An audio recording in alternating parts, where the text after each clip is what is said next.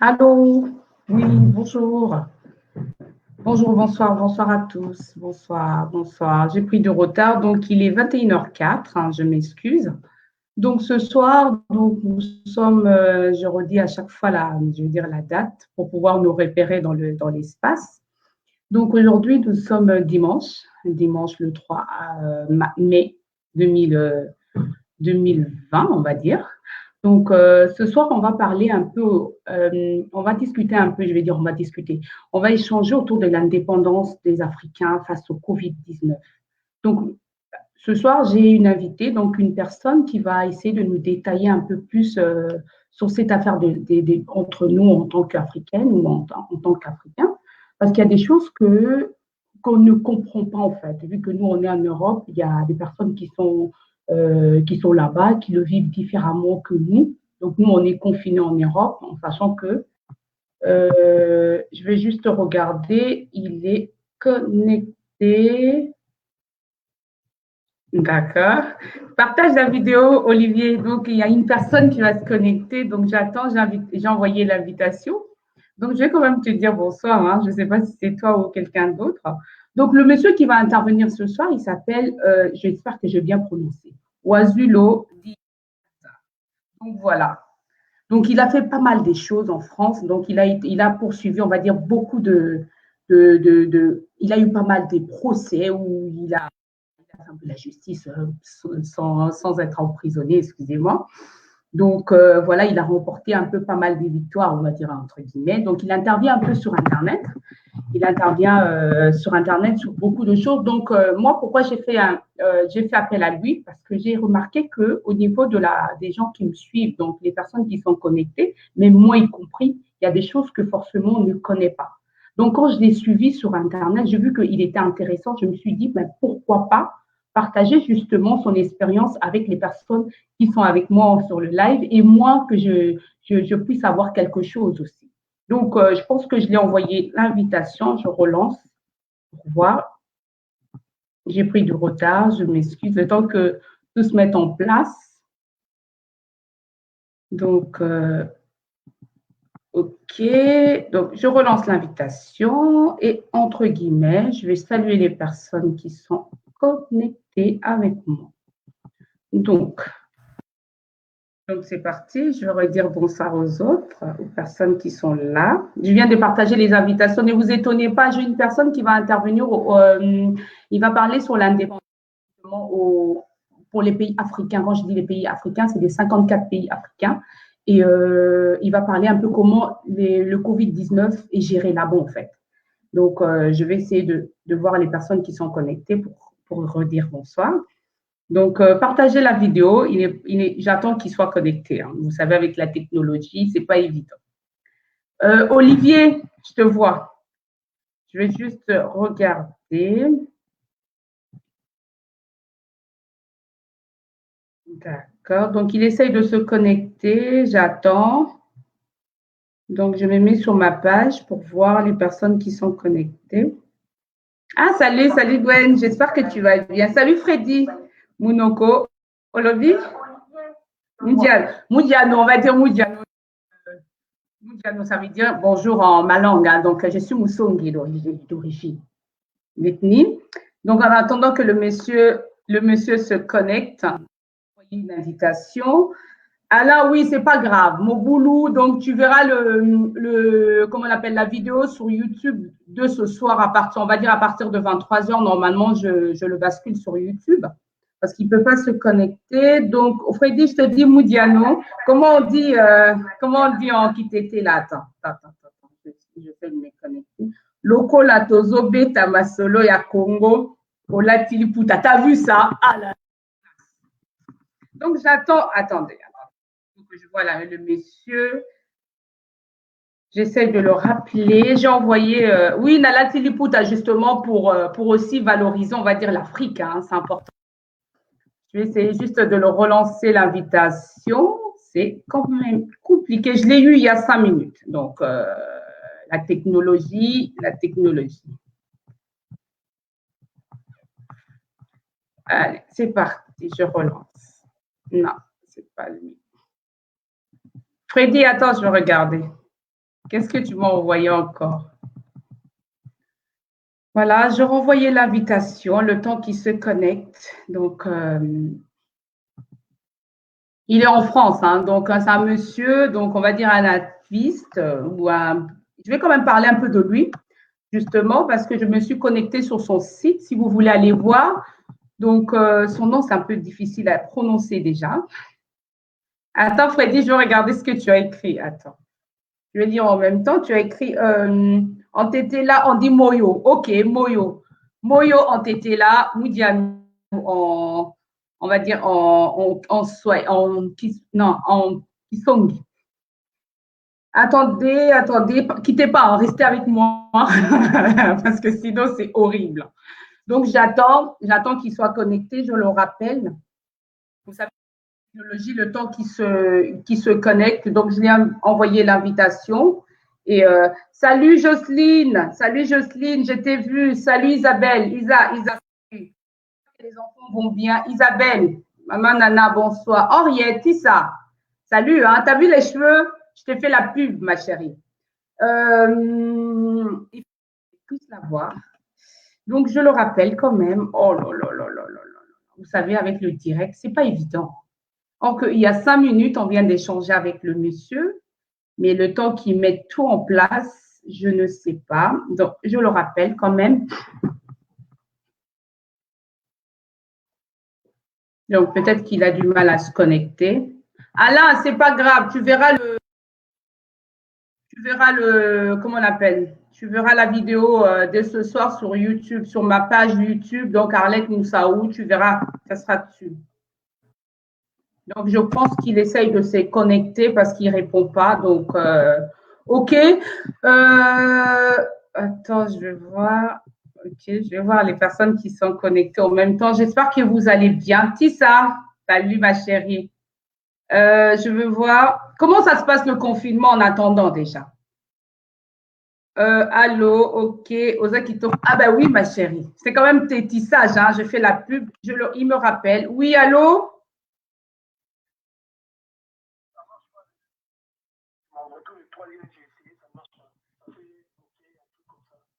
Non, parce que j'ai fait la même chose comme on a fait la dernière fois. Je vous relance.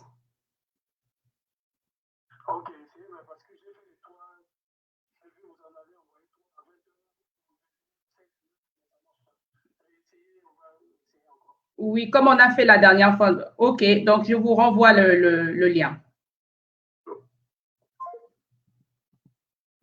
Je pense qu'il y a un problème des réseaux. Ah ben génial. Aujourd'hui, c'est chaud, hein.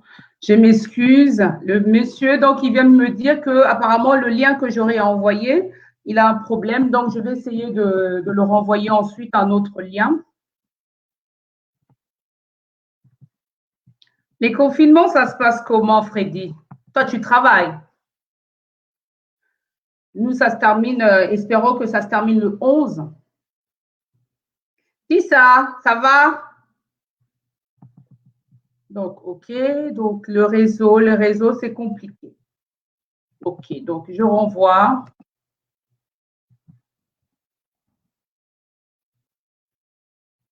Donc, j'essaye de renvoyer un autre mail, je veux dire une autre invitation. Comme ça, il pourra. Attends, Freddy. Je vais lire après. Hein. Donc, j'essaye d'envoyer au messieurs. Voilà. Ensuite, envoyer. Normalement, il doit l'avoir.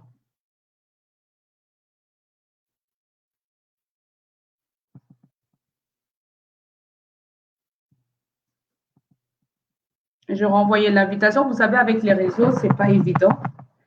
Donc, Freddy, quoi de neuf? Comment ça se passe déjà en Afrique avec le Covid-19? Il y a plus de cas au Congo ou pas? Est-ce que vous avez des nouvelles? Vous avez échangé, entre guillemets, avec les personnes qui sont en famille? Donc, en attendant que le monsieur soit connecté. Donc, OK, je lui ai envoyé. Donc, normalement, je l'ai envoyé. Donc, il doit se connecter. Comment ça se passe par rapport au Covid-19 au Congo. J'ai regardé, si je peux me permettre, en attendant qu'ils se connectent, je regardais sur, comment ça s'appelle, sur Internet, avec des informations, j'ai vu que au niveau des cas, en Afrique, en Europe, les gens sont un peu étonnés. Pour eux, ils croyaient que, justement, qu'on allait plus être touchés. Mais ils ont remarqué que l'Afrique, c'est encore moins que l'Europe. Si vous venez me joindre, je vous dis bonsoir. On attend juste que le monsieur se connecte parce qu'il y a un problème des réseaux. Donc, je m'excuse pour ce retard. Oui, je bosse à la maison. Confinement et ça pépélé vacances. N'importe quoi. Pourquoi pépélé? Moi, je craque. Je ne vais pas dire que je ne craque pas. Et moi, c'est pas facile. Moi, je sors tous les jours. J'essaye de sortir tous les jours, mais je me protège parce que j'ai pas le choix. Il faut que je fasse des courses. Il faut que je me balade pour avoir de l'air. Sinon, je m'étouffe dans la maison. Donc, je bosse à la maison à temps plein. OK. Ah, OK. Ah, ben, c'est bien, Freddy. Au moins, toi, tu bosses, tu es en activité. Nous autres, là, on est un peu. Attends, je vais voir les personnes qui sont connectées. En attendant, donc, le monsieur. Ah, ben, bravo. OK. Donc, on va parler un peu de l'Afrique. On va parler un peu de l'Afrique. Bonjour, maman Micheline. Bonsoir. Le monsieur, en attendant qu'il soit connecté, j'ai envoyé des invitations. Donc, il essaye, or que tout à l'heure, il était vraiment connecté. Donc, sinon, je vais relancer avec lui. Donc, j'attends. Est-ce que, maman Micheline, dites-nous un peu, je vais t'appeler. Comme ça, tu vas nous détailler un peu si tu as des nouvelles par rapport au Covid-19 en Afrique. Comme ça, tu nous diras un peu plus en attendant que le monsieur soit connecté. Donc, Freddy, tu dis, pas besoin de conduire le matin. Et le soir, matin de fatigue, mais moins de dépenses de carburant. Oui, mais ça fait quand même du bien de sortir. Moi, j'ai été prendre du carburant. En plus, quand tu regardes bien Freddy, ils ont baissé un peu le prix a baissé. Donc, c'est le moment de faire le plein. Donc, j'ai fait la pub. Je vais essayer de contacter un peu en attendant que le monsieur soit connecté. Je vais essayer de contacter. Si vous êtes là, vous venez d'arriver, vous patientez parce que j'ai relancé l'invitation auprès du monsieur qui doit intervenir ce soir. Vous savez, avec le problème des réseaux, donc c'est un peu compliqué pour tout le monde. Donc, vu que tout le monde est déjà à la maison, donc ça veut dire que le débit, là, tout le monde l'utilise. Donc, ça va faire ça bug un peu. Donc, je vais essayer de le contacter. Vous êtes 6. Ah, allô? Allô? Ouais, ça avait fait la même chose. Je suis bloqué apparemment dans le message. Quand j'ouvre ça, quand je clique, you have been bloqué. D'accord. Est-ce que vous avez vu, dites-moi, est-ce que vous avez vu au niveau de ce que je vous avais envoyé comme photo? Vous avez cliqué dessus, tout ça? Vous voyez les photos pour suivre quand je vous envoie l'invitation? Et est-ce que vous avez reçu le email en fait de l'invitation? Vous avez cliqué dessus ou pas? Oui, c'est ça que je suis en train de dire. Dans toutes les emails je rentre, quand je clique le lien, la page s'ouvre et me met you have been blocked. D'accord. Est-ce que vous pourriez éteindre et rallumer votre téléphone? Éteignez, rallumez, je vous renvoie l'invitation parce que vu que je suis en live, du coup, je n'ai pas le choix. On est censé patienter, donc on va attendre. À tout de suite. Donc, comment ça se passe? Je vais déjà essayer d'appeler maman Micheline, comme ça, elle va essayer de nous expliquer un peu si elle a des nouvelles justement par rapport au Covid-19, comment c'est géré dans différents, on va dire, dans différents pays en Afrique, parce qu'il y en a quand même 54. Je ne sais pas, est-ce qu'il y a beaucoup de cas? Freddy, je vais lire ce que tu as écrit, plus de productivité par rapport au travail. OK, j'ai fait le plat hier. D'accord, ben, moi, je le fais aujourd'hui. Donc, je vais contacter maman Micheline en attendant que le monsieur soit connecté. Donc, il n'arrive plus. Il me dit que c'est bloqué. Je ne sais pas parce qu'ils ont vu peut-être que, vous savez, les réseaux sociaux, ils ont vu peut-être que, comment on appelle, ils ont vu qu'il allait intervenir. Du coup, peut-être qu'on bloque son accès tout simplement. Donc, ben, il éteint et il va rallumer. Donc, je vais rappeler maman Micheline. Peut-être qu'elle va nous dire des nouvelles si elle a des infos concernant le Covid-19 Et Freddy, n'hésite pas. Si tu as des infos aussi, je te mettrai en direct, pas de souci. Donc, je vais essayer d'appeler maman Micheline. Je ne sais pas. Voilà. Donc, je vais l'appeler. Si vous avez des informations, pourquoi pas en attendant. Donc, est-ce que l'Afrique est vraiment indépendante en ce moment? Indépendant du Covid? Est-ce qu'on dépend vraiment de… Maman Micheline, bonsoir. En attendant que le monsieur soit connecté, je vous contacte. J'ai dit en attendant que le monsieur soit connecté, parce qu'il y a eu un petit bug au niveau Internet. Donc, il éteint son téléphone, il rallume pour voir s'il peut rentrer en direct. Entre-temps, je voulais savoir, est-ce que vous avez des informations concernant le Covid-19, justement, en Afrique ou dans tel ou tel pays?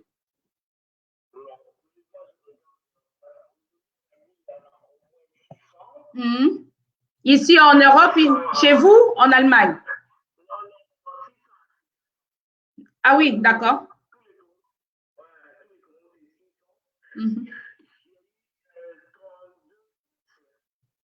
Ah oui.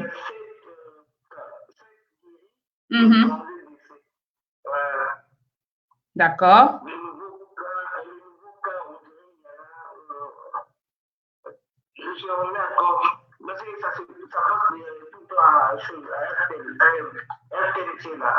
D'accord, on parle de l'Afrique, on parle du Congo.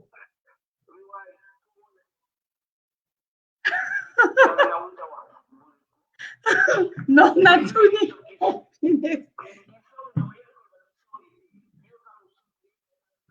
Oh, mais la lobby Moudiano, maman Micheline, la lobby Moudiano, donc. Oh, qui sont là, maman Micheline? Eh. Si j'ai dit en Kisongue, j'ai dit tout à l'heure. Si, j'ai dit tout à l'heure. Parle-nous un peu du coup. Apparemment, le médicament, tu me disais la dernière fois qu'il y a eu le Congo Bololola, là. Oui, par rapport aux médicaments concernant l'Afrique, en fait, qu'ils ont trouvé on va dire le remède.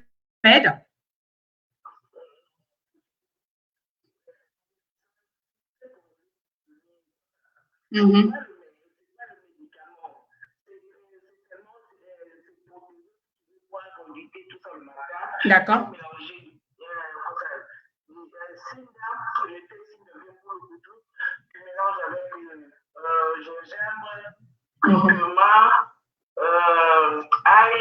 Avec de l'ail aussi.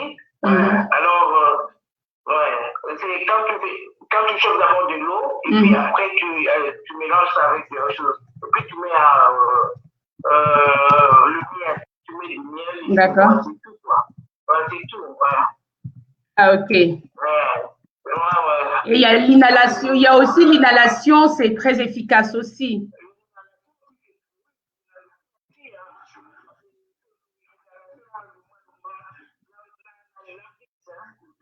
D'accord.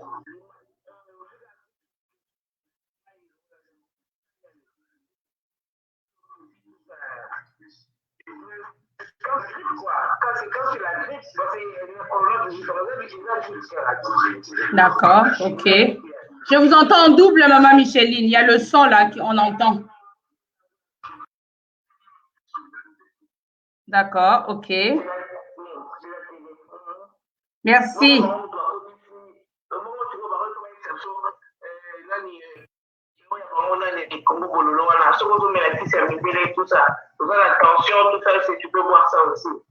Ah, mais ça, par contre, je ne sais pas parce que souvent, nous, entre guillemets, les Africains, on ne dose pas en fait. On ne sait pas comment doser. Donc, on mélange beaucoup de choses. Après, ça fait créer des…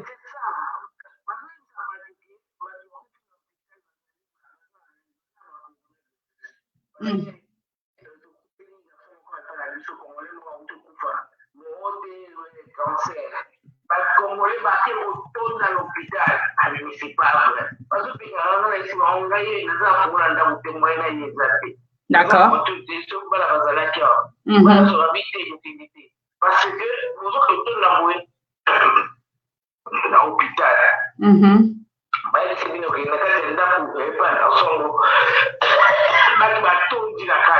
D'accord.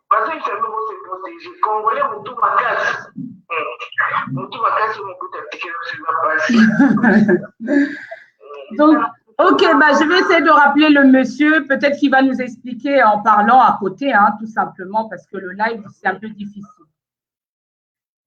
Ok, je rappelle. Merci, maman Micheline. Donc, je vais essayer de le contacter. Peut-être qu'il va nous parler sans qu'on le voit, parce que la connexion, apparemment, il n'arrive pas à se connecter. Donc, je le rappelle, parce que j'ai envoyé 3 invitations. Donc, en plus, tout à l'heure, je l'ai eu au téléphone et je l'ai eu même en live. Donc,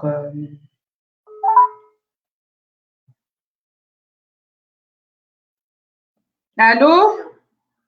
Oui, dites-moi. Non, ça marche pas, mais juste là, ça marche, mais C'est quoi? mon compte Facebook, j'ai tout oublié là, parce que c'est donc là, je demande même pour essayer de réfléchir.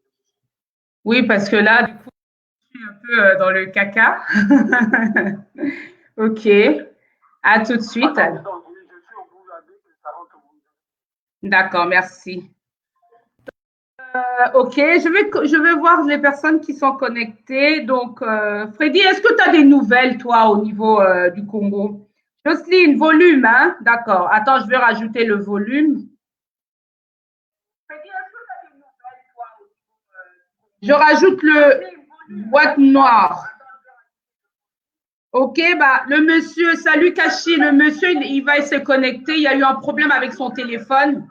Donc, il y a eu un problème avec son téléphone dans le sens où il n'arrive pas à se connecter. Donc, malheureusement, le live, on n'a pas le choix. Il y a toujours, on va dire, des petits soucis. Donc, on ne peut pas non plus pallier justement à ce problème d'Internet le temps qu'il se connecte. Donc, il faudrait qu'on voit. Ok. Freddy, toi, tu dis, en attendant par le téléphone, peux-tu augmenter le volume du haut-parleur, s'il te plaît? Ok, j'ai augmenté. Est-ce que toi, de ton côté, tu as les nouvelles concernant l'Afrique? Est-ce que comment ça se gère justement le Covid-19? Est-ce que l'Afrique est indépendante ou pas, justement?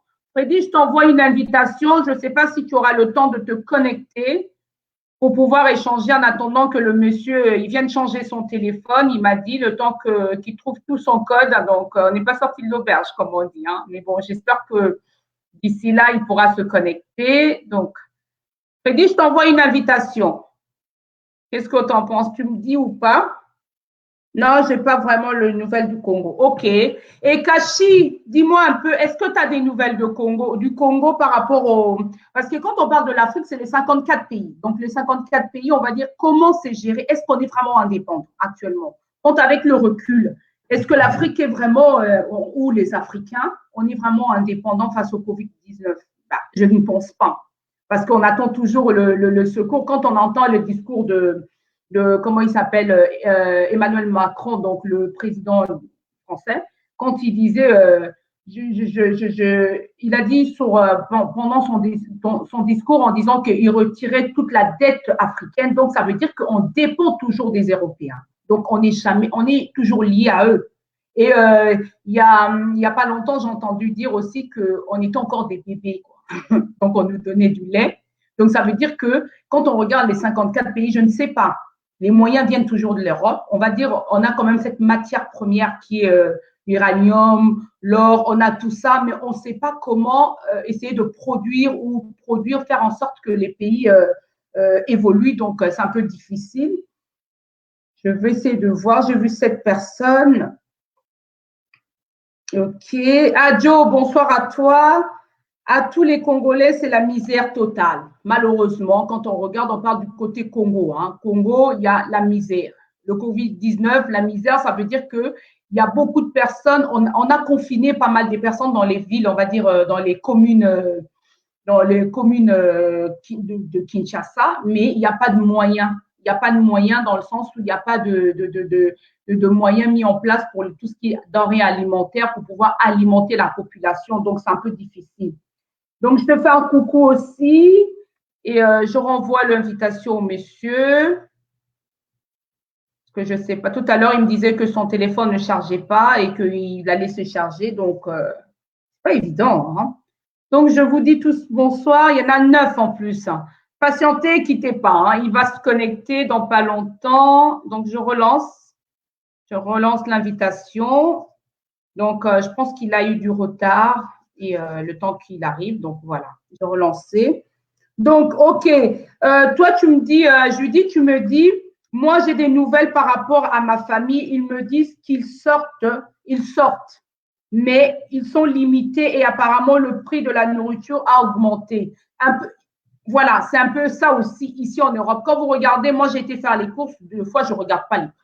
Je ne vous cache pas, je ne regarde pas. Mais j'ai été acheter tout ce qui était fruits, légumes et tout ça. J'ai vu que les prix avaient augmenté si vous essayez quand même de regarder. Donc, pour une fois, je regarde le prix, je ne regarde pas vraiment. Donc, tu disais que les denrées alimentaires en Afrique, donc au Congo, ça a augmenté, mais la population n'a rien pour l'instant.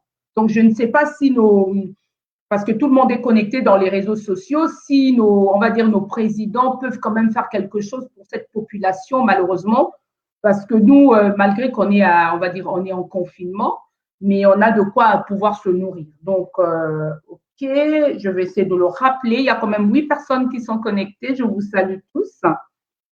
Quittez pas. Nanou, je te dis bonsoir. Tu vas bien? J'espère que la famille, tout le monde va bien. Hein. Donc, vous savez, les directs, souvent, il y a toujours des petits couacs. Hein. Donc, le temps que tout se prépare. OK. Ensuite, je rappelle le monsieur pour voir. Je vais rappeler quand même Jocelyne. Elle pourra nous expliquer un peu, peut-être qu'elle a des nouvelles, elle, du côté Congo, pour savoir un peu comment ça se passe, comment c'est géré justement le Covid-19. Est-ce que l'Afrique a son indépendance? Je ne pense pas, parce qu'on dépend toujours on va dire, des Occidentaux, quoi.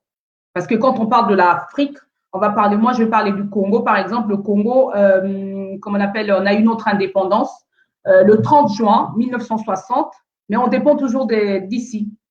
C'est quand même dingue cette histoire. Je vais juste appeler, mais malheureusement, on n'est pas indépendant. Donc, je rappelle le monsieur. Restez avec moi, ne partez pas. Normalement, on s'est donné 45 minutes avec lui, mais là, il y a un petit couac. Je le rappelle. Donc, j'espère que… Allô? Oui. C'est bon?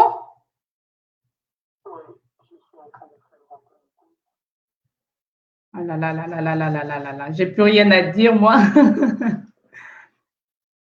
Vous faites entrer le code où? Qu'est-ce qui se passe?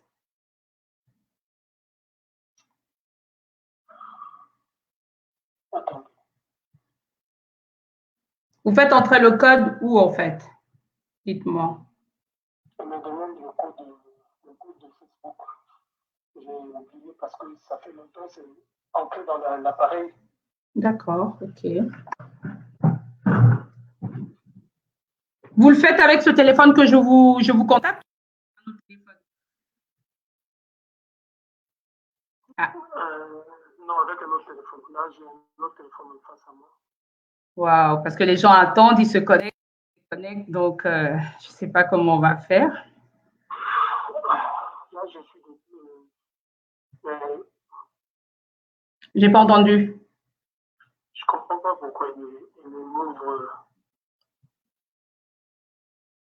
Il m'a demandé de me connecter sur Facebook. Oui. Je suis connecté. Vous êtes dedans? Oui, je suis connecté, mais je ne vois pas le lien comme la dernière fois. Je ne vois rien. Ben, le lien n'est pas sur Facebook, le lien est sur email. Oui, quand je rentre dans ce lien-là par email, oui. Le lien-là me demande de continuer soit avec YouTube, soit avec Facebook. Oui, vous rentrez sur Facebook. On avait pris les photos la dernière fois avec tout. Ben, c'est ça que j'ai fait. On entend maintenant sur Facebook. Oui. Donc là, je suis reparti encore sur le lien. Je vous ai renvoyé un autre lien. Donc, attendez. Voilà, je suis devant. Elle me dit continuer YouTube ou Facebook. Donc, je clique Facebook. Oui. Je vais essayer de voir de mon côté. Il me met encore continuer. Je continue.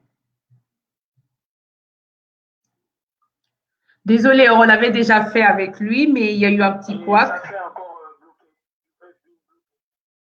Et pourtant, je suis rentré par Facebook. Vous avez vu ce que je vous ai envoyé? Est-ce que c'est fait pareil au niveau de la connexion? Le lien est bien sorti, tout ça, ou pas? En fait, il a fait la même chose. Parce que je rentre encore dans le mail. C'est pas grave. Donc, on va essayer de parler comme ça, hein, parce que malheureusement, j'ai pas le choix. Les personnes attendent, donc ça défile aussi, hein, donc je suis désolée. Je rentre encore. Je ne sais pas pourquoi on m'a bloqué dessus. Peut-être le fait de l'avoir annoncé. Tous ceux qui annoncent mon passage, c'est tout. D'accord, ok. Donc, sur ma page, si je fais une annonce en amont, je ne suis jamais capable de faire un direct. Donc, je fais des trucs surprises où je enregistre la vidéo. Donc ça veut dire qu'on vous bloque à chaque passage? Parce que là, du coup, je refais encore. Vous me dites que quand il y a ce passage, à chaque fois, on vous bloque. C'est quand même bizarre, je ne sais pas. Je suis encore. Vous avez envoyé? Oui.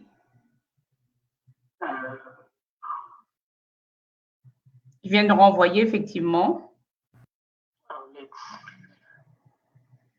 Voilà. Je recule sur le lien. Normalement, je vous ai envoyé même les photos comme on l'avait fait. Vous devez rentrer. Mais les photos n'apparaissent pas. Je ne vois pas de photos. Non, j'ai dit les photos au niveau de la connexion, comment on l'a fait la dernière fois, vous voyez. J'ai bien encerclé ce qu'il fallait faire. Continuez sur Moussa Warlet. Donc, vous cliquez dessus et après, vous verrez votre photo. Justement, après, vous mettez entrée directement.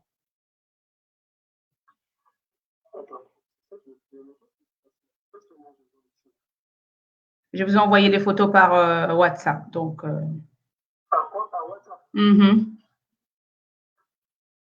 Parce qu'on l'avait déjà fait. Vous dites? WhatsApp, c'est sur ce portable-là. Donc, je dois. Waouh, ben, ça va être compliqué. Hein. Donc, le live, ça va être compliqué. C'est sur WhatsApp que je dois rentrer ou bien? Ben non, on l'avait fait ensemble. C'est sur votre mail. Est-ce que vous avez cliqué dessus? Qu'est-ce que vous voyez sur votre mail? Est-ce que vous voyez stringlair.com? Vous cliquez dessus. Vous cliquez sur le premier, s'il vous plaît. Le premier. Et après, vous allez voir continuer S. Moussao. Vous avez vu?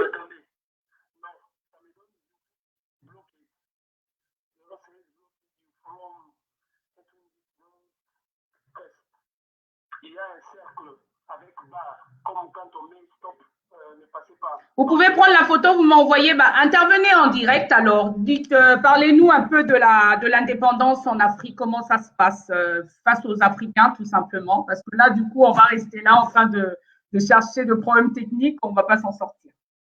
Donc, on vous écoute, hein, c'est pas grave. Allô? Oui. Donc, vous pouvez intervenir, là, c'est pas grave. Donc, on vous écoute, vu que Internet, c'est un peu compliqué. Donc, dites-nous un peu le Covid-19 face aux Africains.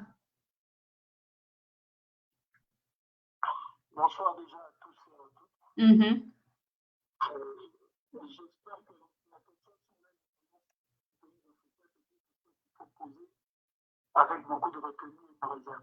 Déjà parce qu'il y a une lutte au moment qui a été menée, une lutte de libération qui nous aurait permis de mettre un terme au processus de justement avec les luttes domicile en Afrique de manière générale. Et sur ce,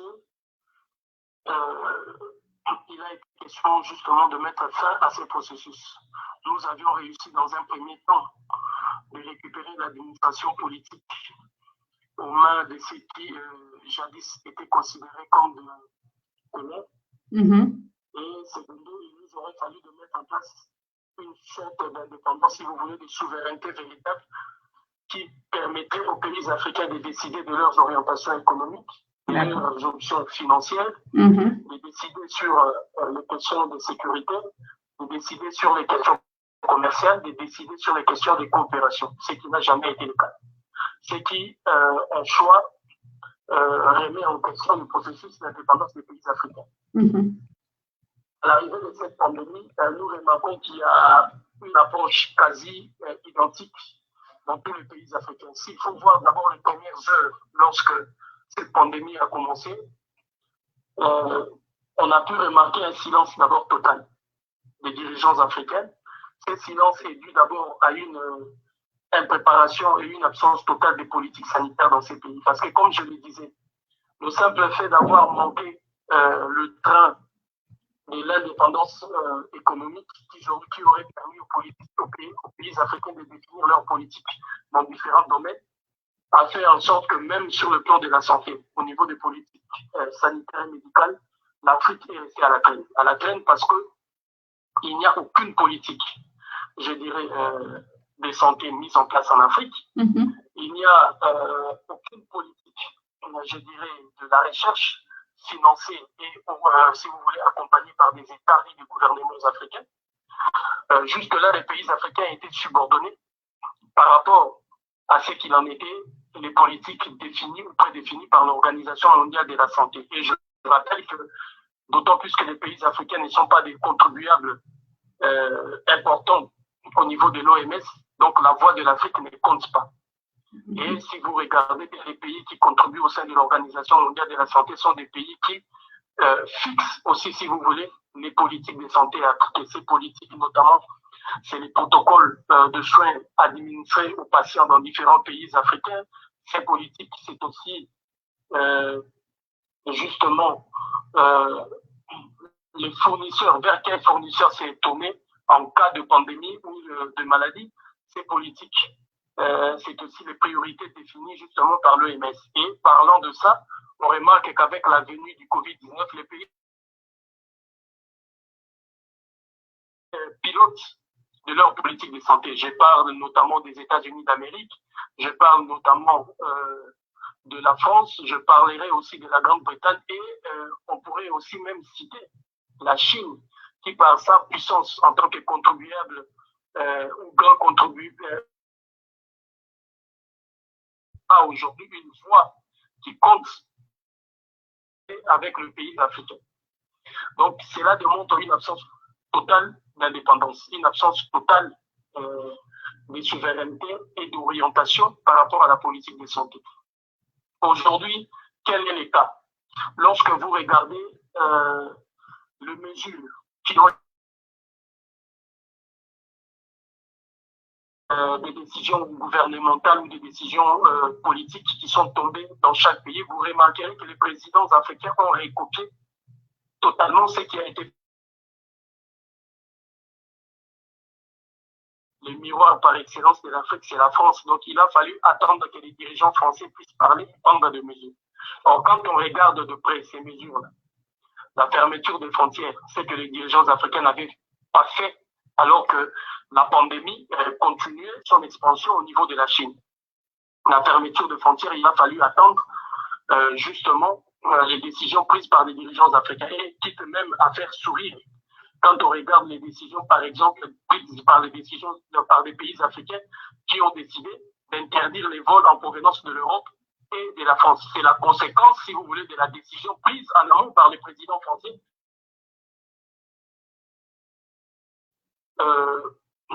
notamment des frontières européennes, à l'égard justement des pays qui ne sont pas ou qui ne font pas partie de la zone euro. Dans la zone Europe, on a vu que les frontières étaient maintenues ouvertes, c'est-à-dire qu'on pouvait quitter la France pour l'Allemagne, pour le Danemark, pour la Belgique. Lorsque la décision a été prise de fermer les frontières extérieures de l'Europe, c'est à ce moment-là ce qui devenait caduc pour les pays africains, parce que vous direz où le seul pays vers vos destinations privilégiées, c'est l'Europe. Et les pays où, si vous voulez, les compagnies qui viennent vers vous, ce sont ceux des pays européens. Donc, en amont, ils ont fermé leurs frontières.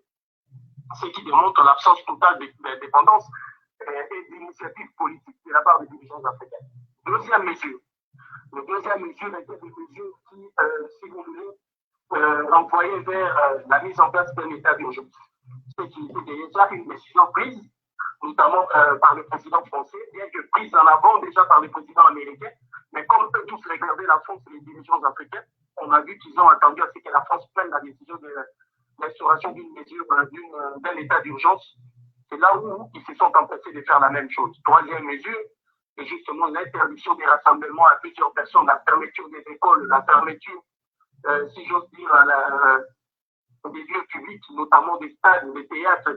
Et c'est quasiment ce qu'on a vu dans les pays africains. Or, on remarque que ces mesures s'avèrent aujourd'hui inutiles et je dirais abstraites dans les pays africains parce que ces mesures-là, comme la France et européenne, sont des mesures qui ont été accompagnées, si vous voulez, de tout ce qui peut être senti comme conséquence ou comme poids par la population à travers ces mesures. Donc, les dirigeants européens, par exemple, ont accompagné leurs entreprises après la prise de ces mesures. Ils ont accompagné, si vous voulez, des familles à travers différents mécanismes d'aide financière et d'aide de toutes sortes, à travers des mécanismes d'aide pour les entreprises, à travers des mécanismes d'aide et si vous voulez, de soutien économique par rapport à ces mesures. Alors qu'on voit en Afrique, il n'y a aucun accompagnement, si j'ose dire, de ces mesures-là. On a vu quelques temps après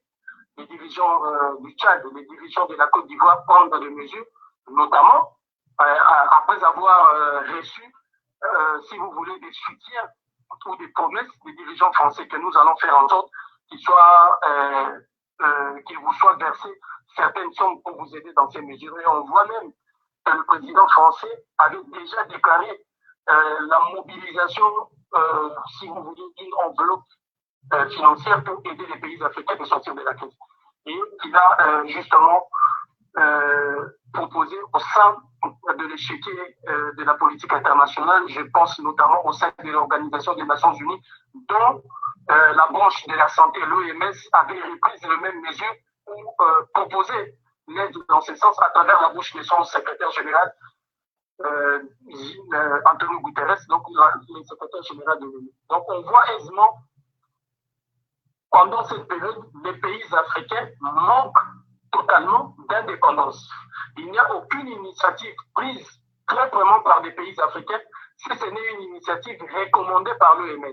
Il n'y a aucune mesure prise par des pays africains si ce sont des mesures décidées en amont déjà par d'autres présidents des pays européens. Donc, cette situation démontre exactement qu'il y a une absence d'indépendance. Alors, si on veut aller plus loin, pour savoir réellement s'il y a une forme d'indépendance au sein des pays africains, il fallait juste voir, est-ce qu'il y a-t-il l'esprit d'initiative ou de la décision souveraine des pays africains de faire face à ça? On ne voit pas, parce que regardez justement au niveau de la santé. Les pays africains sont des pays qui aujourd'hui sont dotés de manière, je dirais, héréditaire, depuis leurs ancêtres les plus lointains, d'un mécanisme de soins à travers des plantes médicinales. Et que nous avions remarqué de notre côté, les dirigeants africains, ou pardon, les dirigeants français et les autorités sanitaires au niveau de la France et des États-Unis ont recouru, même de la Chine, ont recouru aux ce qu'ils appellent aux antipaludéens, que moi j'appelle antipaludiques, parce qu'ils n'ont pas vocation de soigner, mais d'éradiquer, si vous voulez, ces virus ou cette pandémie. Or, les pays africains sont dotés de plantes justement efficaces face à ces virus, si on part sur base d'un protocole utilisé par des Européens ou, si vous voulez, mis en place en recourant aux antipaludéens. Donc, les pays africains pouvaient recourir à d'autres plantes, à d'autres formes de soins qui leur auraient permis, non pas de paralyser leurs économies, non pas, si vous voulez, d'être en attente des aides ou des subventions venues de pays européens ou de l'ONU, mais de continuer à vivre aisément sans pour autant avoir regardé certains pays qui ont la dignité de faire usage de leur discipline politique ou, si vous voulez, de leur indépendance politique.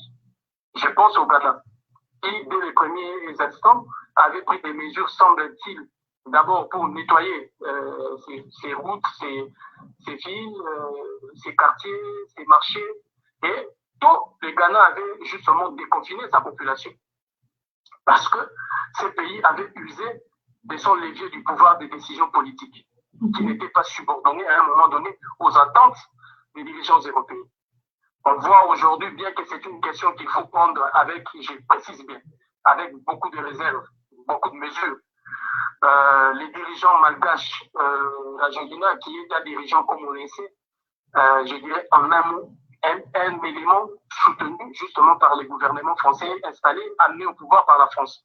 Mais au-delà de ça, c'est aussi un dirigeant qui est connu pour, je dirais, son sens très élevé du businessman et des affaires. Donc c'est un businessman accompli et qui, l'on sait bien, depuis le lancement de ce qu'il appelle aujourd'hui les traitements miracles contre le Covid-19, le Covid organique,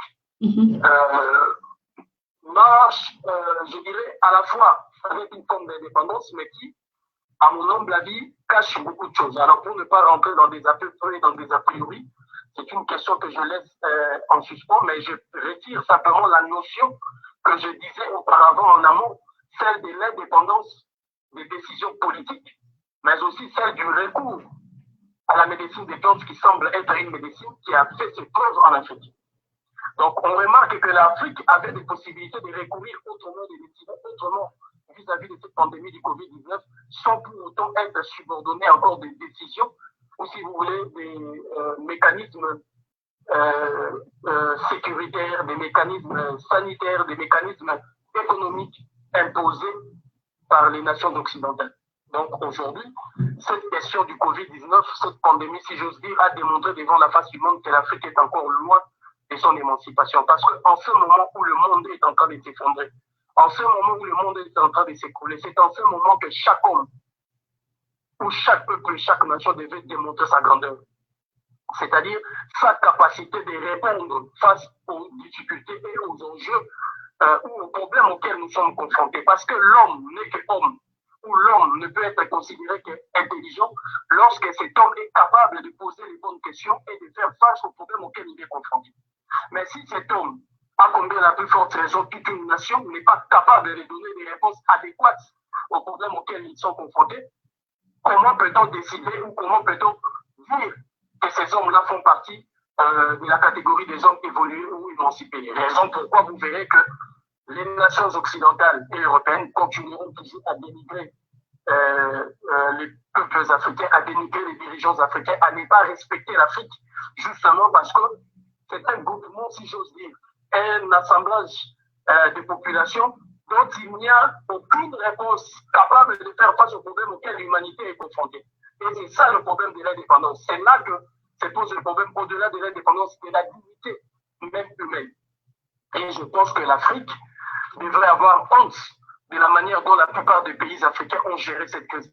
Nous, dès la première minute, comme nous nous considérons parmi les hommes émancipés et qui usent de leur indépendance, notamment de l'esprit et de leur souveraineté intellectuelle, nous avions compris qu'il fallait opposer à ça des plantes efficaces capables de plonger et d'arrêter l'expansion exponentielle de cette pandémie. Raison pourquoi, dès la première minute, ce que nous avons suivi, nous avons préconisé la médecine des plantes en allant vers le Congo Bololo. Le Congo Bololo qui est une plante faisant partie de la grande famille de Vernonia. Or, dans la grande famille de Vernonia, on trouve la variété des plantes comme le feuille de Nène, comme le feuille de Ndolé, comme autant de feuilles que nous avions citées. Nous avions donné le nom dans plusieurs langues de feuilles capables de faire face à cette pandémie. Et justement, dans cette famille, on retrouve aussi ces plantes-là qui font partie, je disais que ça fait partie aussi de la famille des Astéracées. Or, la plante notamment utilisée à Madagascar, notamment la plante phare, je disais, l'artémisia, est une plante faisant partie de la famille des Astéracées. Donc, on voit aisément que notre approche, notre sens très élevé de l'intelligence et de la souveraineté intellectuelle, nous avait fait comprendre que on pouvait bel et bien trouver des solutions à ces problèmes sans pour autant attendre le protocole universel imposé par l'OMS ou le protocole, je dirais, colonial, dicté par des pays comme la France, les États-Unis d'Amérique ou la Grande-Bretagne. La Corée du Sud a utilisé ses propres procédés, ses propres protocoles. Nous avons vu ce pays faire face à Thaïlande, faire face avec dignité, je dirais, même il suffit de l'admiration et le respect des autres, la manière dont ils ont géré la crise chez eux. Parce que justement, cet homme qui vit sur cet espace territorial appelé la Corée du Sud ou la Thaïlande, c'est un homme émancipé qui fait confiance en soi-même, qui s'est dit qu'en tant qu'homme, là où je me trouve, il peut y avoir un problème et je peux le répondre. L'indépendance en soi de l'Afrique, ce n'est pas l'indépendance qui doit partir des États. Parce que, si vous voulez, le gouvernement ne parle pas. Les institutions ne parlent pas. Mais ce sont des hommes et des femmes qui animent ces institutions. L'homme et la femme habitant ces pays qui doivent être indépendants. Donc, ce qui remet la question que l'homme africain est encore loin d'être un homme ou la femme africaine développée et émancipée. Tout le code qui utilise l'homme africain ou la femme africaine des développements, de l'émancipation, fixé encore par ceux qui hier étaient ses bourreaux, ceux qui hier l'ont humilié. Donc, quelqu'un vous a humilié et vous demande à vous, qu'il vous a tapé, vous demande et vous montre comment répondre à cette gifle qu'elle vous a transmise. Donc, je vois qu'il y a encore ces problèmes-là de l'homme. C'est pourquoi on revient sur l'émancipation de l'homme et de la femme africaine.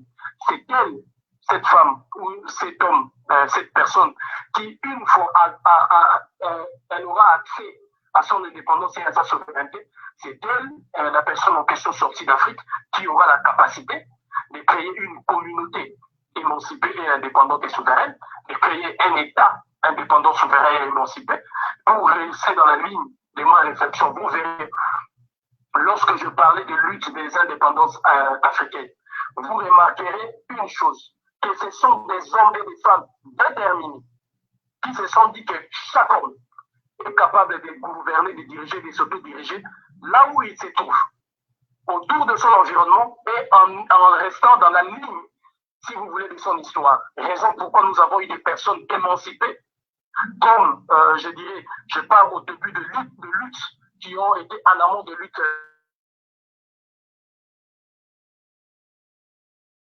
Des personnalités comme Marcos Garvey, des personnalités comme Boukman en Haïti. Vous voyez que ce sont des personnalités qui spirituellement étaient émancipées. Ce sont des personnalités qui avaient dit que l'homme, Dieu créateur suprême qui a créé l'homme avec toutes les potentialités en son sein pour pouvoir faire face à son existence et résoudre les problèmes auxquels il sera confronté. Et nous avons vu Segundo, lorsqu'est venue la génération de pères des indépendances, comme de Patrice Lumumba, comme de Jomo Kenyatta, comme de Sékou Touré, comme de Samora Machel, la plupart de toutes ces personnalités étaient des personnalités émancipées, qui ont compris que l'homme était homme et qu'il n'y avait aucun homme ou aucune femme supérieure à l'autre, et que la couleur de la peau ou les traits physiques, les caractéristiques physiques, faciales ne pouvaient être des éléments déterminant la supériorité ou le monopole de l'intelligence. Et lorsque cet homme a compris cet acheminement, qu'est-ce que cet homme a fait? Cet homme a créé une communauté, des gens indépendants. Ces communautés, je voudrais d'abord aller dans des communautés sociales, c'est-à-dire des organisations sociales, qui commençaient à poser le problème de l'indépendance et de l'émancipation. Secondo viendra la communauté politique. On a vu la naissance des partis politiques et des mouvements politiques, donnant notamment le mot d'ordre de l'indépendance. Et finalement, c'est là aussi à la création des espaces territoriaux et étatiques, notamment des pays africains qui sont devenus des pays indépendants. Donc, vous voyez, dans cet acheminement, c'est l'homme, c'est la communauté, c'est la nation, et ensuite la création d'un État. Et cet État, vous verrez qu'il sera empreint des éléments culturels, sociaux, politiques, caractéristiques de cet homme-là et de cette communauté ou de cette nation indépendante et souveraine.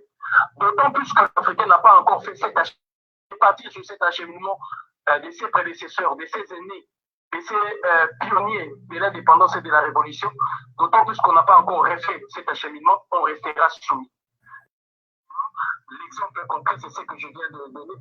Nous, quand nous avons vu arriver le Covid-19, nous avons réfléchi et nous avons posé le Congo Bololo. Aujourd'hui, le président marche sur les pieds que nous avions tracés, les pieds et sur les traces que nous avions laissées. Ces traces-là qui parlaient de la médecine des plantes, qui parlaient de recourir au savoir médical, au savoir ancestral, au savoir, je dirais, humain, social, africain, pour faire face à ces problèmes-là. Et je suis notamment révolté de voir qu'en ces temps, les pays africains attendent encore les solutions de l'autre côté. Donc, c'est un cordon ombilical aujourd'hui lié à la mer, pour dire les choses telles qu'elles sont, de l'Afrique soumise qui continue toujours à donner des leçons de morale.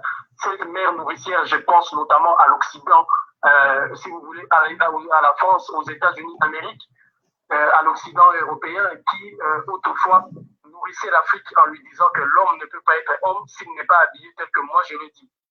La femme ne peut pas être belle si elle n'est pas coiffée tel que moi je le dis. Le pays ne peut pas être développé si le pays ne marche pas selon les critères que moi je vous donne. Un pays ne peut pas être considéré puissant et développé si ce pays ne marche pas selon l'industrialisation que j'ai posée. Donc on voit aisément qu'il y a simplement une seule volonté. Cette volonté qui consiste à universaliser un modèle de développement propre à l'Occident, qui n'a pas même marché en Occident et qui ne marchera pas en Afrique.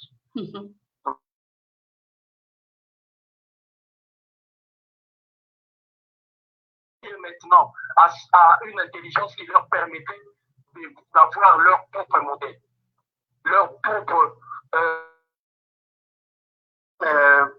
modèle de développement, d'établir eux-mêmes ce qu'ils définiront comme critères de puissance, comme critères de souveraineté, comme critères d'évolution. Sinon, l'Afrique restera ad vitam aeternam derrière l'Occident et elle restera soumise aux injonctions politiques, financières, économiques, sécuritaires et aujourd'hui, je dirais, sanitaires et médicales venues du monde occidental. Et ce cordon ombilical doit être coupé.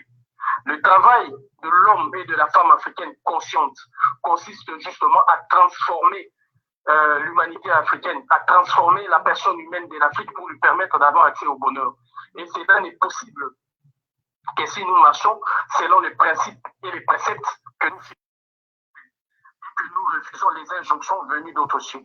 Nous le voyons même au sein des religions, nous le voyons au sein des politiques et même des décisions de ceux qui adviennent, qui aujourd'hui sont, si vous voulez, dessinés et peints par des organismes ou des organisations, je dirais même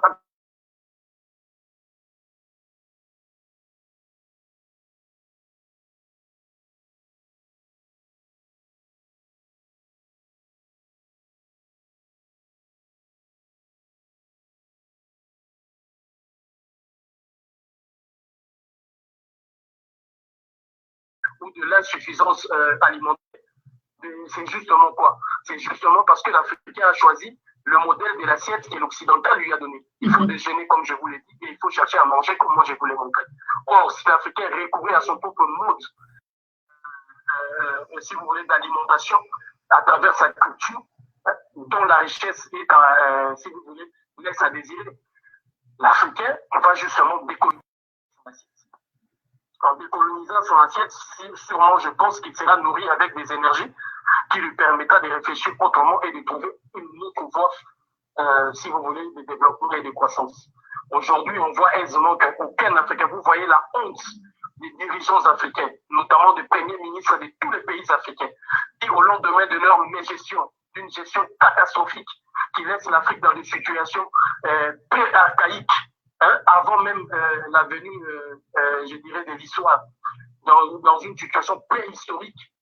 Mais ces hommes-là se tapent la poitrine et se vantent du fait que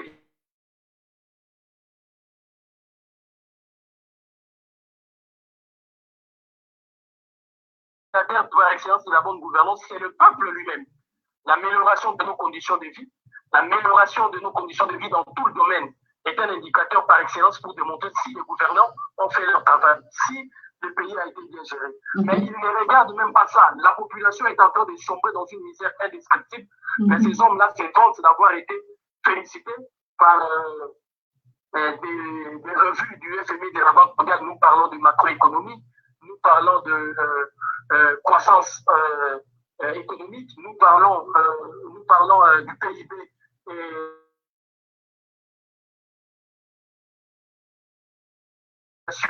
quotidienne ou la vie quotidienne de chaque Africain aujourd'hui démontre que nous sommes dans une situation, je dirais, de gestion calamiteuse, hasardeuse.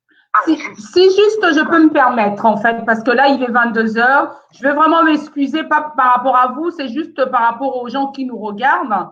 Peut-être qu'on prendra un peu plus de temps dans le sens où vous avez bien expliqué les choses. Ça veut dire qu'on n'est pas indépendant non plus concernant tout ce que vous avez dit.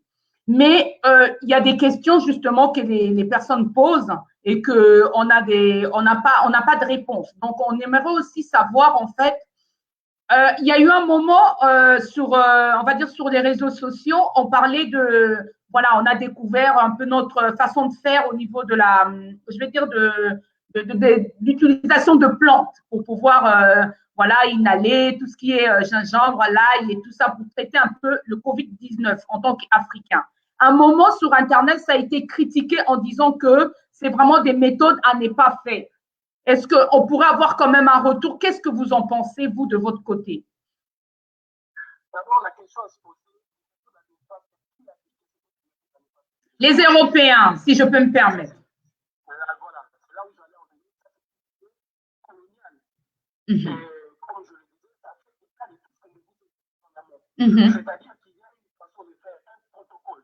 Sinon, je vais utiliser le protocole. Ou, si vous voulez, un modèle, une façon de faire qui n'est mieux que si cela est accepté par l'Occident. Et c'est cet cordon ombilical qu'il faut couper. C'est cette attitude qu'il ne faut pas avoir.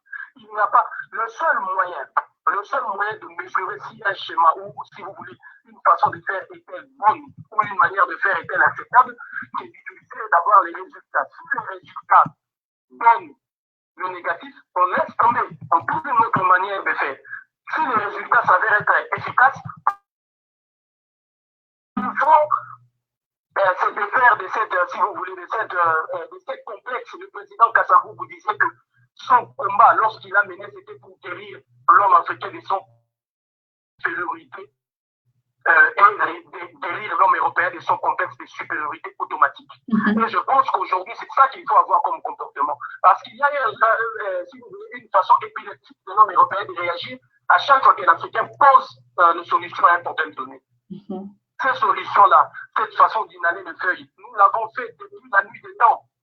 Depuis la nuit des temps, à chaque fois qu'on avait la fièvre, comme si vous voulez, les placebos et les médicaments génériques venus de l'Occident étaient à la fois, d'abord, inaccessibles par le prix, compte tenu de la situation ô combien, je dirais,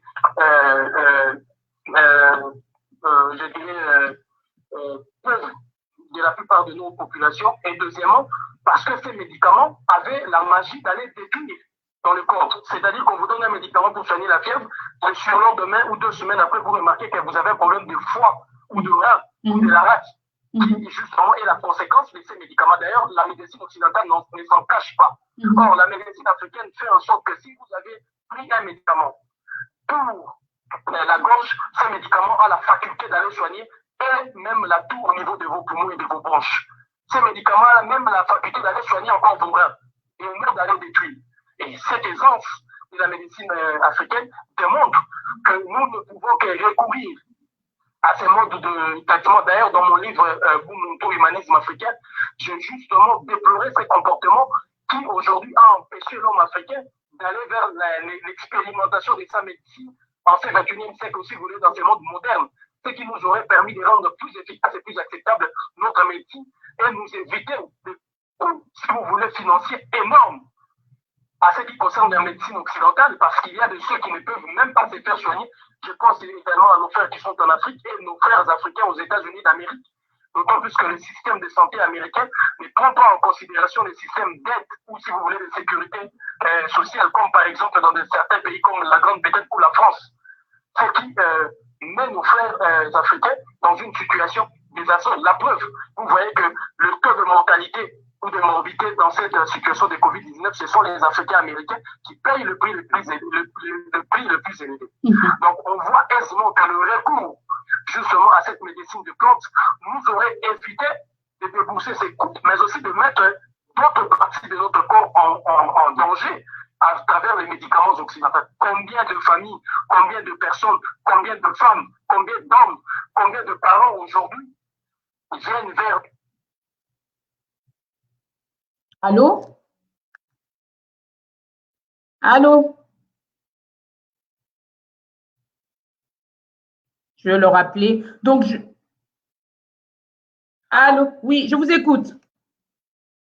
Je disais combien de femmes, combien d'hommes combien des enfants, combien de parents viennent aujourd'hui vers nous pour nous faire montrer les éléments on est catastrophiques des médicaments occidentaux, donc issus de la médecine occidentale. Combien est-ce que ces médicaments aujourd'hui sont en train de causer des dégâts? Il y a ici en Europe, il y a dans le monde, si vous voulez, dans la sphère occidentale, une politique de financer les laboratoires pour trouver des médicaments. Mais il n'y a jamais une politique de financer des laboratoires pour faire des études sur les effets secondaires de ces médicaments. Il n'y en a pas. Quand on prescrit un médicament, quels que soient les effets secondaires, l'objectif c'est de faire de l'argent. Voilà, moi, cette façon-là, comme vous le disiez, qui a dit que c'était une mauvaise façon de faire? Alors, si ça vient toujours de cette intoxication intellectuelle venue de l'OMS et des officines occidentales qui aujourd'hui travaillent pour faire en sorte que l'homme africain, la femme africaine ou l'Africain de manière générale soit toujours dépendant des politiques émanation de la sphère occidentale, il faut couper ces liens-là. Il faut transformer l'homme africain et la femme africaine pour que nous soyons maîtres et maîtresses de nos solutions à proposer. Je me rappellerai toujours de cette phrase ô combien pertinente du professeur sénégalais Tchakal Diop qui disait que le combat qui est mené contre nous est plus violent que le combat mené contre les espèces même en voie de disparition. Et vous voyez aujourd'hui les politiques définies par les pays occidentaux, notamment je parle là des politiques de développement. Parmi les critères retenus pour être un pays développé, il faut avoir un taux de natalité très bas. C'est-à-dire qu'il faut avoir une démographie qui peut être dense, mais qui soit faible.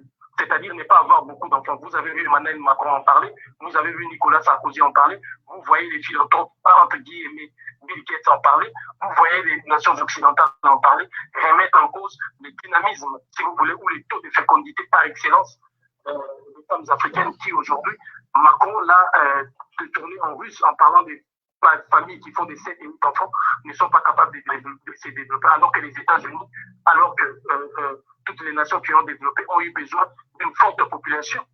Quand les Européens n'avaient pas de population, c'est les razzias négrières qui sont allés chercher les Noirs pour venir travailler.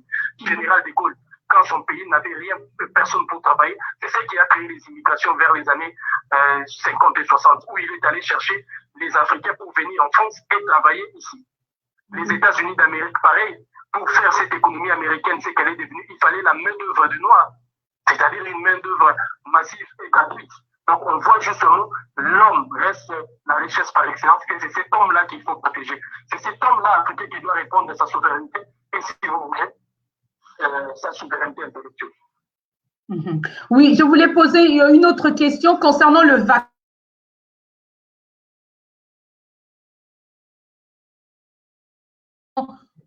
Il y a des pays qui ont accepté justement de vacciner on va dire leur population. Concernant cette histoire de vaccin, apparemment, il y a 24 pays qui ont déjà donné leur accord.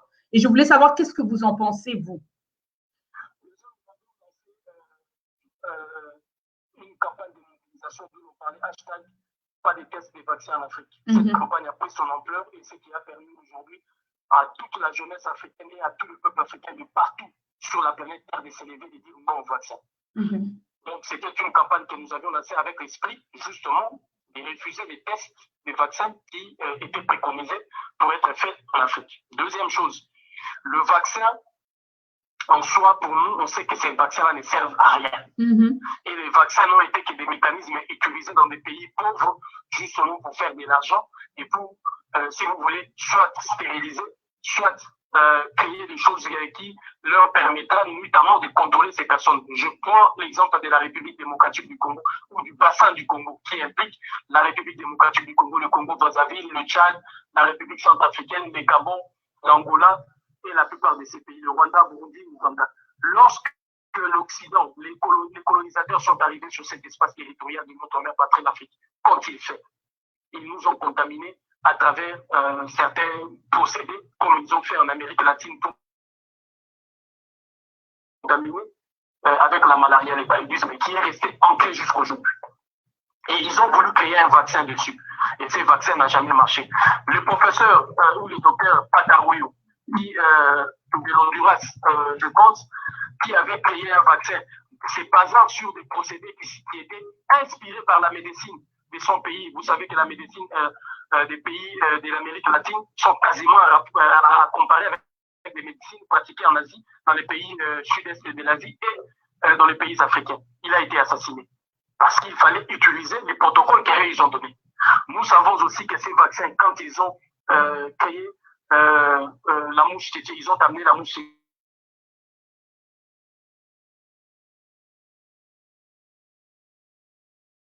Un jargon aujourd'hui dans le monde occidental, connu par les spécialistes comme la lomédinisation des pays africains. C'est-à-dire, lorsqu'ils ont voulu soigner la maladie du sommeil, ils ont créé la lomédine, et la lomédine qui a contaminé énormément les Africains en donnant encore plus de maladies et des problèmes. Lorsqu'ils ont voulu créer les vaccins contre la poliomyélite, c'est ça qui a provoqué les sida. Tout le monde le sait.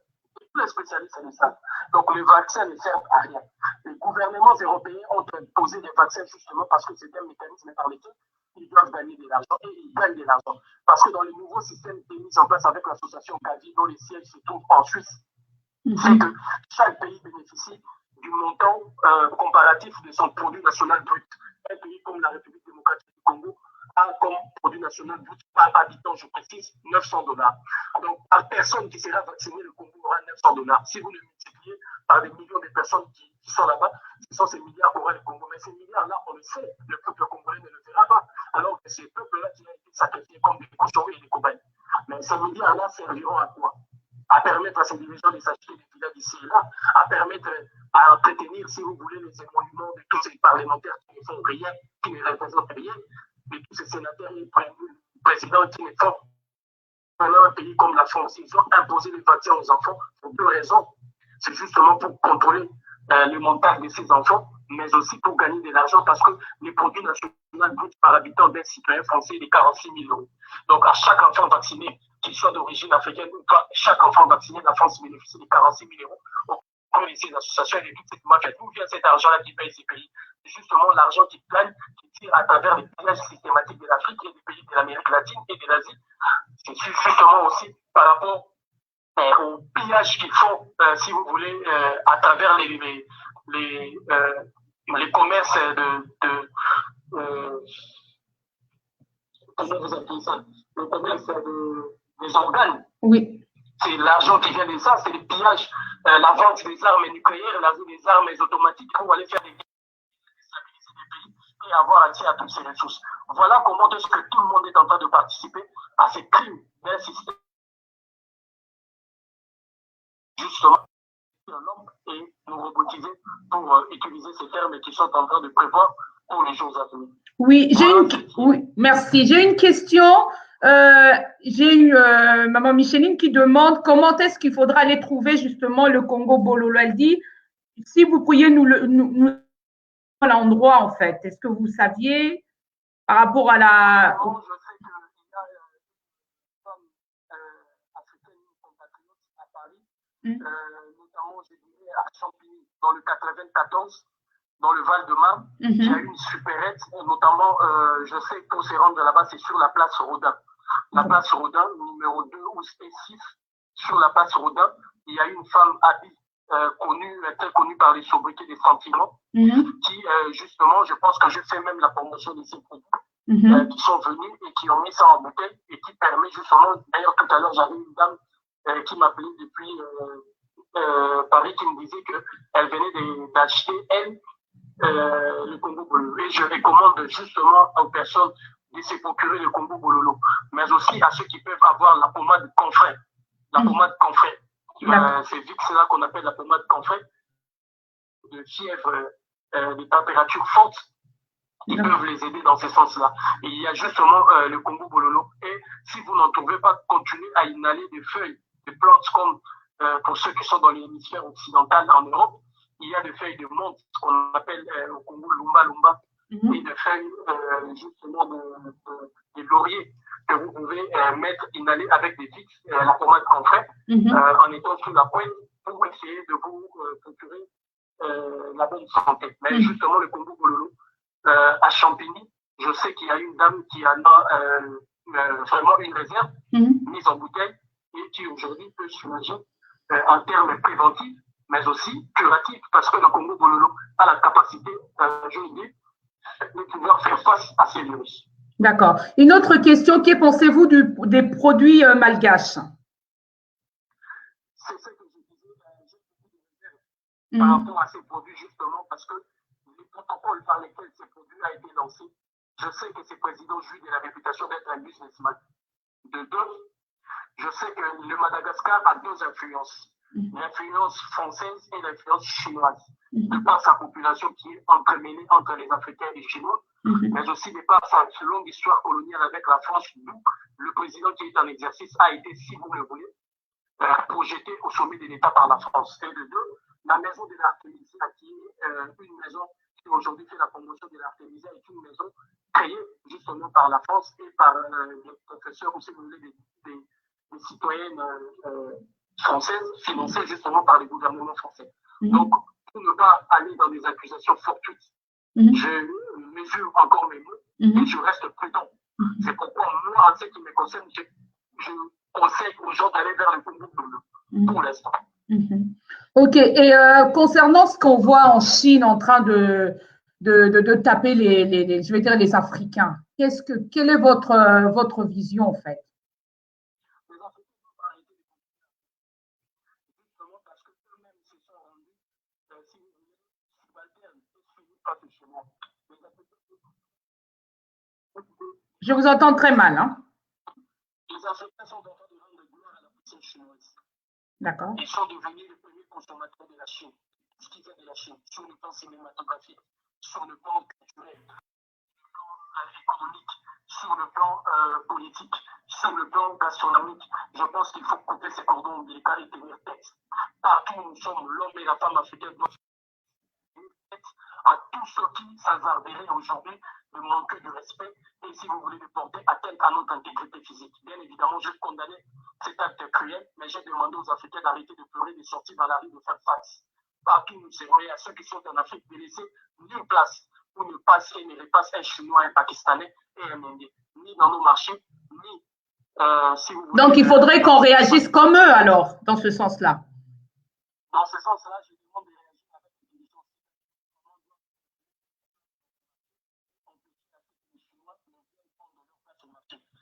Les Africains doivent faire pression au gouvernement, aux Africains, pour ne plus permettre aux Chinois et aux Libanais, aux Pakistanais de venir prendre la place qui est nôtre. Dans les secteurs où nous sommes, aucun, si vous voulez, étranger ne peut aller dans ce sens-là, parce qu'il y a des secteurs qui sont réservés aux autochtones, aux fils de l'Afrique et aux fils du pays. Et il n'est pas concevable. Les Chinois commencent à vendre, à être à la fois détaillants et grossistes. S'ils veulent faire l'import-export, tant mieux. Mais s'ils veulent prendre la place qui est nôtre dans nos marchés, là nous disons non. Et cette occasion malheureuse est une occasion pour nous de prendre conscience et de répondre à notre responsabilité pour faire asseoir notre volonté justement d'avoir accès à nos richesses. Si on pille nos richesses des sous-sols, on ne peut pas piller aussi nos places dans les marchés, piller, si vous voulez, nos places dans le commerce. Parce qu'aujourd'hui, quand vous rentrez au Congo-Brazzaville, dans le marché de Poto-Poto et de Mongali, quand vous allez dans le marché de Tokwa au Bénin, quand vous allez à Zandouati, vous voyez justement que ce sont des Chinois, des Libanais, qui prennent la place qui est notre, la place de nos mamans et de nos papas, et des jeunes Africains qui devaient justement se lancer dans ces commerces-là. Alors il faut que cela change.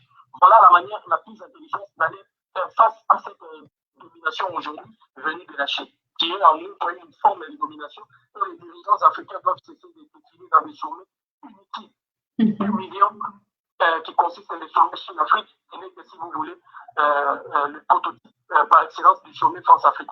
Ces sommets-là doivent cesser. Et les Africains doivent comprendre aujourd'hui la dignité, le sens véritable de la dignité humaine pour que ces choses-là ne soient plus, si vous voulez, faites vis-à-vis de la population du monde d'État. D'accord. Et pour terminer, si vous avez un dernier mot de la fin, qu'est-ce que nous, Africains, on peut faire ou qu'est-ce que vous pourriez nous conseiller en fait ou nous donner, qu'est-ce qu'on pourrait faire tout simplement en tant qu'Africains?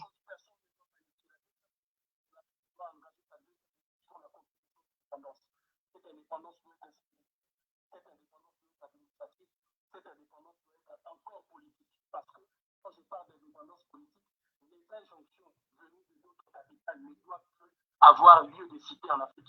Parce que quand vous regardez le sommet France-Afrique, c'est un sommet réfléchi à l'Élysée dans des laboratoires politiques français et imposés aux Africains. Quand vous regardez le sommet Russie-Afrique, c'est un sommet réfléchi dans des laboratoires du Kremlin en Russie et imposé aux Africains. Quand vous regardez le sommet Chine-Afrique, c'est un sommet réfléchi dans des laboratoires à Pékin imposés aux Africains. Quand vous regardez le sommet qui est Afrique, c'est pareil. Alors le moment est plus que jamais venu pour l'Afrique de revenir avec ces mots qui consistent à parler d'indépendance et de souveraineté, de récupérer, si vous voulez, le pouvoir véritable, économique, social, culturel, spirituel, aux mains de ceux qui nous les ont confisqués.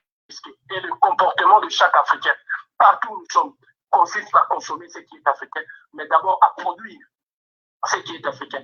De faire en sorte, partout où nous sommes, dans le lieu où nous sommes, d'où on doit consommer quelque chose. Par exemple, à ceux qui sont dans la sphère occidentale, il est inacceptable et inconcevable que vous allez acheter chez les Arabes et chez les Chinois et les Indiens et les Pakistanais, alors qu'il y a de vos frères africains et de vos sœurs africaines qui ont des supérettes et des magasins. Faites la queue s'il faut, même pendant 10 minutes, même pendant 1 heure. Faites pour que les gens comprennent que l'Afrique est de nous. Et faites en sorte de promouvoir les produits qui peuvent permettre à l'Afrique de gagner et, si vous voulez, faire rayonner la culture et les génies africains. Voilà le comportement que je peux demander en ce sens à tout le peuple d'Afrique partout où nous sommes pour faire face à cette situation, si vous voulez, honteuse à laquelle aujourd'hui nous sommes soumis. Juste, quand vous parliez, en fait, j'ai une question qui me revient comme ça. Je m'excuse vraiment pour l'heure, hein, désolée. Juste, je voulais savoir, parce qu'on a vu dans cette pandémie, justement, il y a plus des Africains des Afro-Africains qui sont décédés. Quand on regarde aux États-Unis, on dit que parce que au niveau de tout ce que nous mangeons très mal, les Africains, et que, en fait, il y a plus de la population noire qui sont décédées que autre chose. Quel est votre avis par rapport à ça? Ça peut être une évidence, mais je pense qu'il y a une politique en amont mise en place pour réduire la population mondiale, et en particulier la population africaine dont la démographie pose problème. Je parle là des Africains qui sont en France, des Africains qui sont en France qui font peur à l'État français de la manière dont ils sont en train de se multiplier, comme si je dois utiliser leur terme. Les Africains qui sont aux États-Unis, les Africains qui sont partout qui posent problème. Les Africains font peur partout où ils sont. Alors, il y a une politique mise en place pour réduire la population d'Afrique. Évidemment, il y a un côté que vous énumérez, le fait quelle est la gastronomie que nous avions choisie. Les Africains mangent mal. Pourquoi? Parce qu'ils veulent manger comme les Occidentaux et n'ont pas les moyens pour avoir accès à ces repas équilibrés. Alors, il faut recourir à notre gastronomie et à notre propre alimentation. Je pense que c'est le meilleur des moyens. Allô? Oui, allô? Oui, je vous écoute. Allô? Je pense qu'il y a un problème avec son téléphone ou le réseau. Allô? Oui. Donc, voilà, on a tous entendu, hein, tout ce qu'il a dit, il n'y a rien à rajouter. Donc, c'est à nous de pouvoir se réveiller sur tout ce que nous mangeons et essayer de manger équilibré et de manger nos aliments à nous et acheter congolais. C'est pas acheter. Il a même dit quelque chose tout à l'heure. Il a dit il faudrait attendre, faire la queue, attendez. Et il ne faut pas critiquer nos propres frères. Il faudrait essayer de pouvoir produire pour que les Chinois, justement, baissent au niveau de leur, on va dire, leur production. Ce que j'ai entendu avec vous.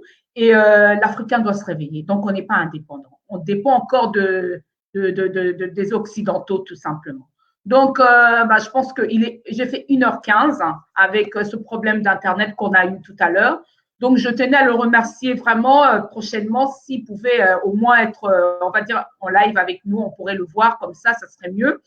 Mais je tiens à remercier les personnes qui étaient connectées. Donc, Freddy, j'ai vu Kachi, j'ai vu, hein, tu m'as envoyé un message tout à l'heure.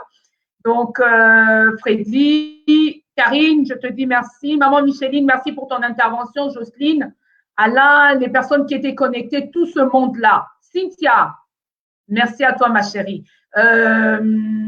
Qui d'autre? Olivier, je te dis merci. Et Nelly, j'ai vu aussi, je te remercie. Donc, pour tout, et on se retrouve la semaine prochaine et avec un autre sujet. Merci beaucoup. Bonne soirée. Au revoir. Bye.